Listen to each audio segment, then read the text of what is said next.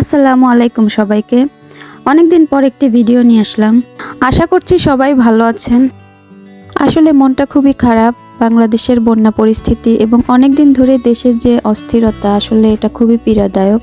এই জন্য আমাদের আসলে অনেকদিন কোনো ট্রাভেলও করা হয় না। আসলে মনের মধ্যে ভালো না লাগলে ট্রাভেল করতেও হয়তো খুব একটা ভালো লাগে না। এই ভিডিওটা অনেকদিন আগের। আমরা গিয়েছিলাম ব্রাইটন বিচে। লন্ডন থেকে ব্রাইটনে যেতে 3 ঘন্টা ট্রেনের জার্নি এবং যাতায়াত খরচটা আসলে প্রত্যেকটা সিজনের জন্য ডিপেন্ড করে। সামারে উইন্টারের তুলনায় খরচটা একটু বেশি থাকে। এটা বেশ বড় এবং সুন্দর একটা বিচ। তবে এই বিচে অনেক বেশি ছোট ছোট পাথর এবং পানিতে নামলে আসলে এই পাথরের কারণে উঠতে খুবই একটু কষ্ট হয়।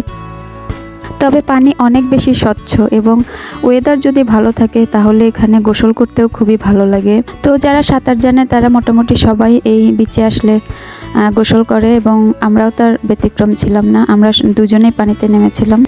যদিও সমুদ্রের পানি লবণাক্ত, তবে ব্রাইটনে নর্মাল পানিতেও গোসলের ব্যবস্থা রয়েছে, যেটা খুবই ভালো লেগেছে আমার। আমি ঘুরতে যাওয়ার ক্ষেত্রে সবসময় সমুদ্র এবং পাহাড়কে বেশি প্রায়োরিটি দেই। আসলে পানি আমাকে অনেক টানে এবং মনে হয় সমুদ্রের একটা অন্যরকম হিলিং পাওয়ার রয়েছে।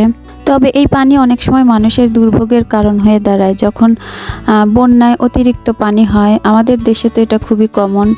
আর এই বছর ফেনী, কুমিল্লা এবং নোয়াখালীতে যে অবস্থা, খুবই দুঃখজনক আসলে।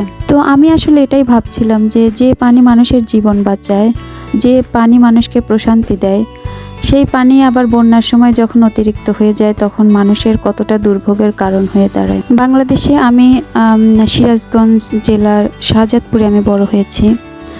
তো আমি আসলে বন্যা পরিস্থিতিটা একদমই আমার চোখের সামনে দেখা। আমার অনেক অভিজ্ঞতাও রয়েছে, ভালো মন্দ দুটোই। লন্ডনে আছি প্রায় 3 বছর হলো। তবে এই বছরই আমি আসলে উপলব্ধি করতে পারলাম যে সেই অনেক আগের দিনগুলোর কথা, যে বন্যার সময় মানুষের কীরকম দুর্ভোগ ছিল, মানুষ কতটা অসহায় হয়ে যেত। তো আসলে বড় হওয়ার পরে যে বন্যা দেখেছি, এতটা খারাপ পরিস্থিতি আমি কখনো দেখিনি। এখনও পানি হয় অনেক, বাট তারপর একটা লেভেলে থাকে। আগের মতো ওরকম ঘরবাড়ি ডুবে যাওয়া বা এ ধরনের আমি এখন আর দেখিনি বড় হওয়ার পরে। তো এই বছর আসলে খুবই কষ্ট পেলাম। তবে আমাদের যার যতটুকু সামর্থ্য আছে আমরা চেষ্টা করব এই মানুষগুলোকে সাহায্য করতে, যেসব এলাকায় বন্যা হয়েছে এবং মানুষ খুবই খারাপ পরিস্থিতির মধ্য দিয়ে যাচ্ছে।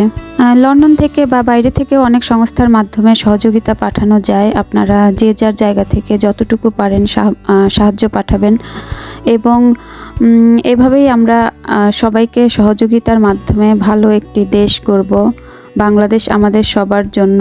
সবাই মিলেমিশে ভালো থাকব। বাংলাদেশের বন্যা পরিস্থিতির উন্নতি হোক, এই কামনা করছি। সবাইকে ধন্যবাদ। আসসালামু আলাইকুম।